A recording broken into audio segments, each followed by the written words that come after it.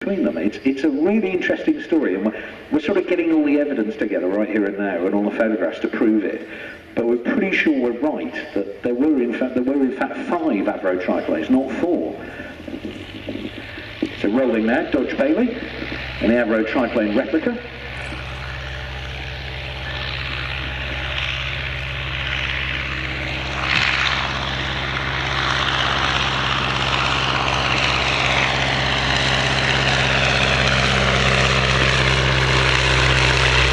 We rushed at Dover, seeing Sir Percy off and going, "Look, the magnificent Sir Percy, vive Sir Percy!" And then going, "What am I saying? Dreadful fellow!"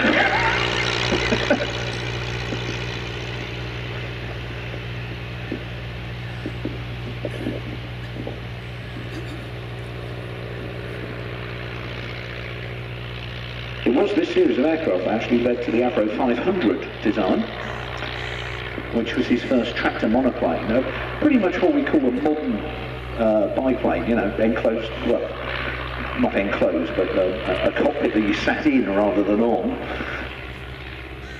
Normal biplane layout, normal controls, rudder, elevator, aileron, throttle, so on. And that of course led to the very famous Avro 504, that continued in production all the way through the First World War and right up to the end of the 1920s, in fact.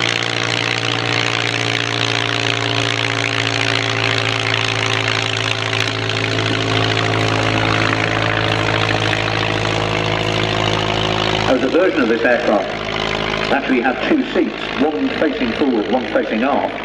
It was flown at Blackpool, I beg your pardon, the Blackpool Air Meet in 1910. And believe it or not, they used it as a fascinating sight of the engine and all the tappets and valves and things moving in front of you. But it's actually a very, very nice aeroplane to fly. I've always enjoyed flying. One of my great favourites.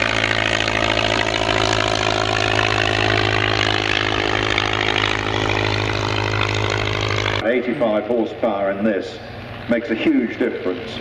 This is a replica built in 1954, however, the engine apparently is original from 1924.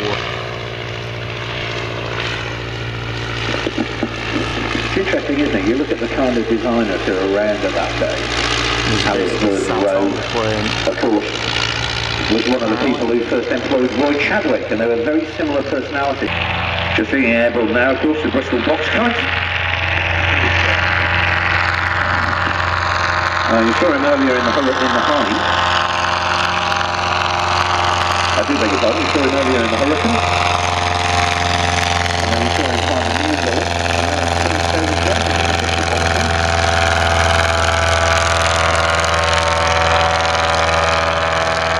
This is the colour. Immediately behind the colour. In this case, in this replica, it's a 100 horsepower Rolls-Royce 200B. But in the original aircraft, it might have been a 50 or a 70 horsepower Gnome rotary. Farman brothers working in France. And these are built for those magnificent men in the flying machine. One of the first British military aeroplanes, the Bristol box kite.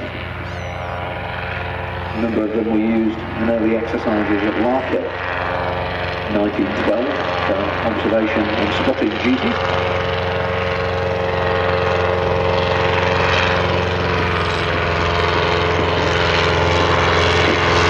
Rather obviously, but sounding off this modern engine in it. The original 50 horsepower engine might actually have done a lot better. It would have been going much, much more slowly with a bigger top.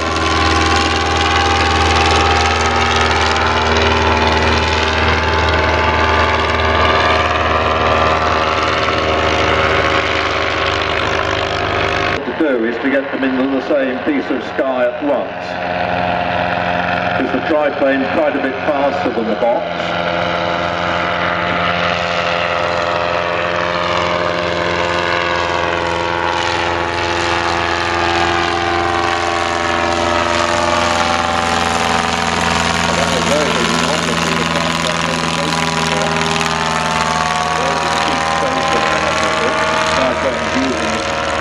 Good reference. Here they come again.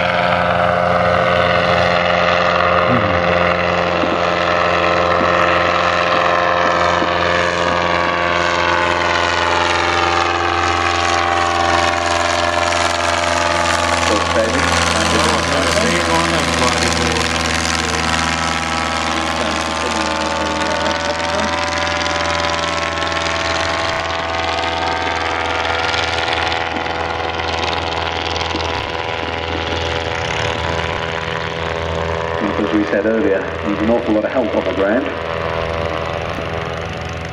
No real control in any way, shape or form. The only brake on the aeroplane is the tail skid.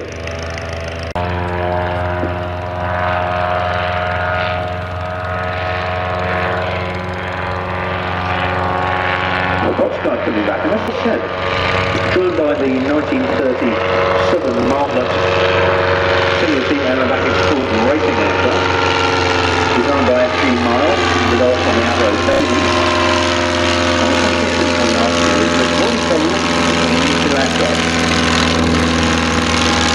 And we do need these two aircraft specifically.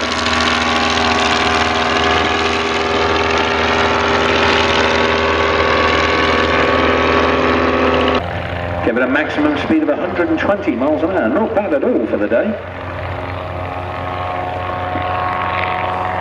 And these two apparently related somehow.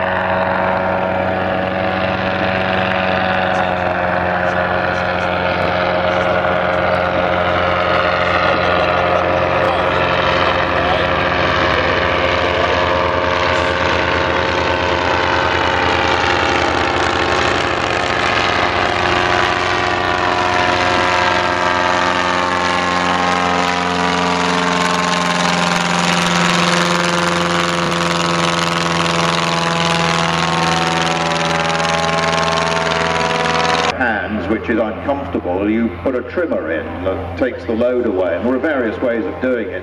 Well, the Martlet doesn't have one, so in flight you just have to hold Martlet. I think it's just coming into land now. Coming in now? I think it is.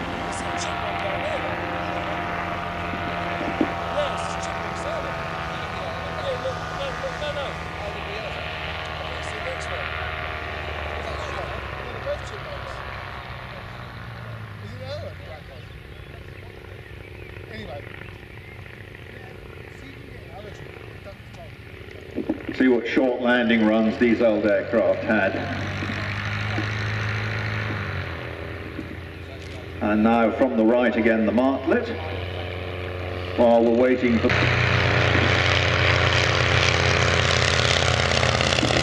And if you look at the boxcar as he's taxiing in, ladies and gentlemen, you see something very strange. All four ailerons are hanging down. That's because the only thing holding them up is the airflow. Starting to get a little nippy out here, so imagine how they're feeling. So the Martlet just landing on.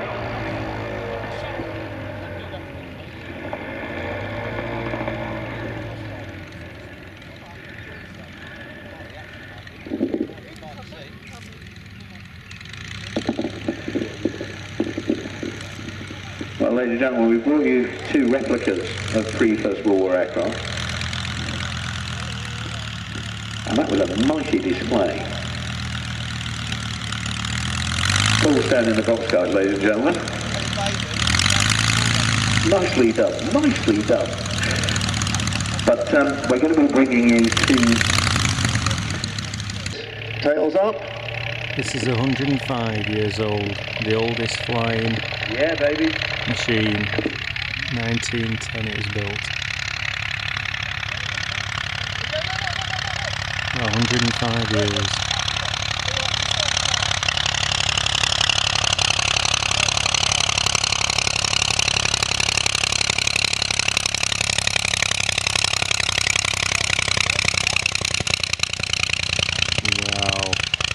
It basically hops from one end of the airfield to the other. Wow, that was good. Absolutely fantastic. In the Depedusa. I hope there's a party there to turn him round. Yes, you can see them running up. He flew the Comet earlier and the Avro triplane just now. Yeah, that's our chief pilot, Roger Bailey.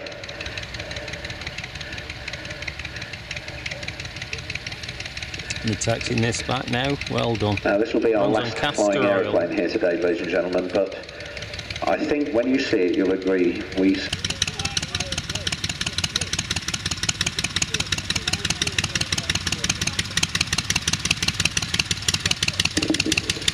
on your left, ladies and gentlemen.